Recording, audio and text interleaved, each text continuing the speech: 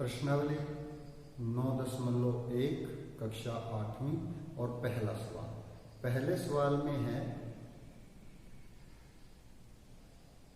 कुछ व्यंजक दिए हुए हैं और उन व्यंजकों के हमने पद और गुणांक ये चीज छांटी। 5 पहला प्रश्न और उसका पहला पार्ट 5x z की 2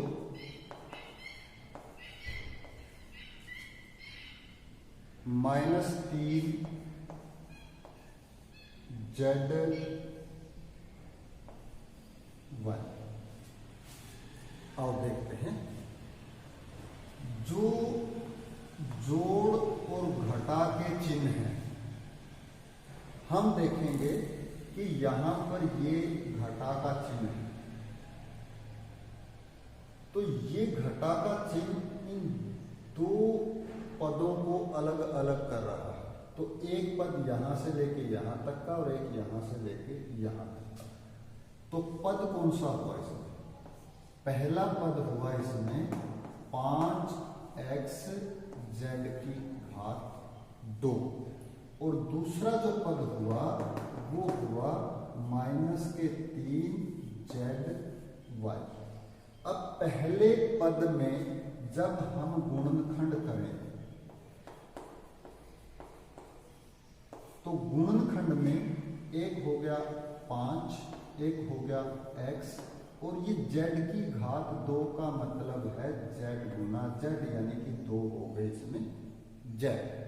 यहां पर एक हो गया -3, एक हो गया z और एक हो गया y। ये इस पद के गुणनखंड है। अब गुणांक, गुणांक का मतलब है गुणा में है जो अंक, गुणा में अंक।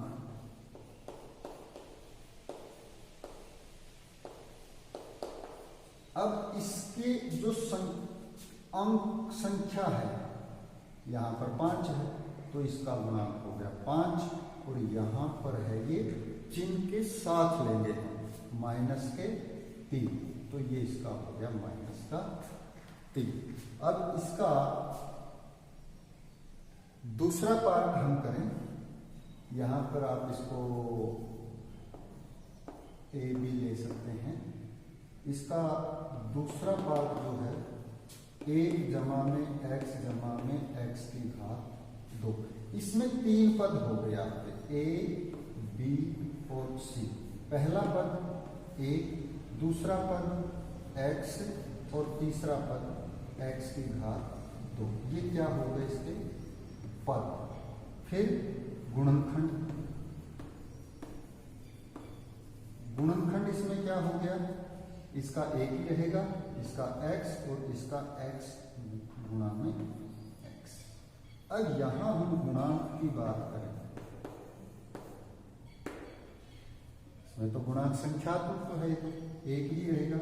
इसमें गुणांक क्या है, ये भी 1 के साथ गुणा है और इसमें भी गुणा में 1। तो 1 तो सभी का गुणनखंड होता है, तो ये गुणांक इनका हो गया 1 1 और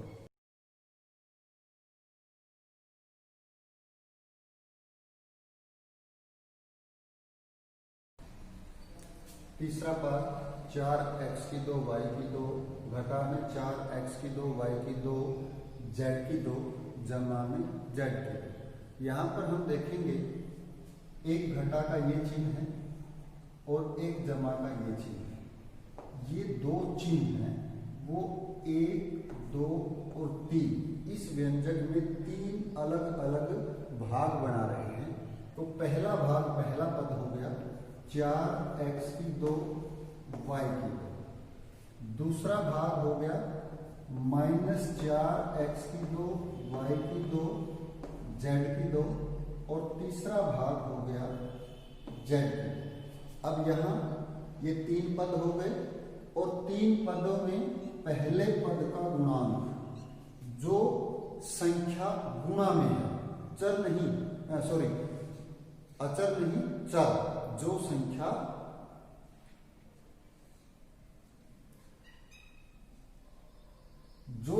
संख्या गुणा में है, तो इनके गुणा में है 4, तो इनका गुणांक हो गया 4। इसके गुणा में है माइनस का 4, तो ये इसका गुणांक हो गया माइनस का 4, और इसके गुणा में है 1, तो इसका गुणांक हो गया 1। जिसमें 1 को लिखने की जरूरत नहीं होती, वो 1 गुणा में z की 2 ही रहता है, इसलिए 1 को गुणा में लिखने की आवश्यकता नहीं होती।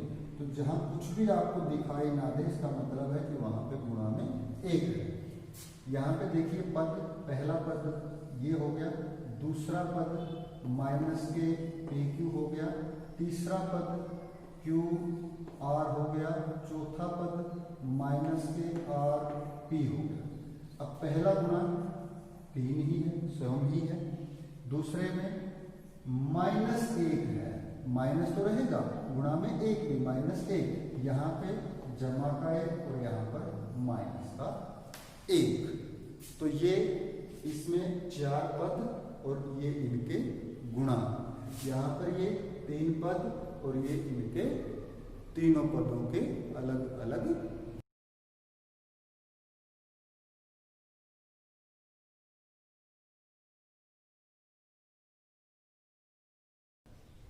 पहले प्रश्न का 5वां और छठा भाग।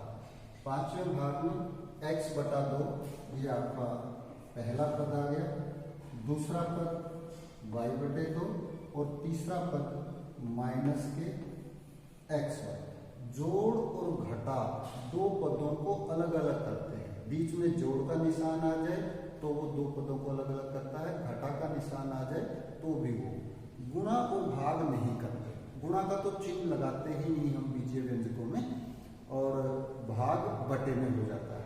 तो केवल जहां पर आपको जोड़ दिखे और जहां आपको घटा का चिन्ह दिखे, वहां से आप दोनों पदों को अलग अलग कर देंगे।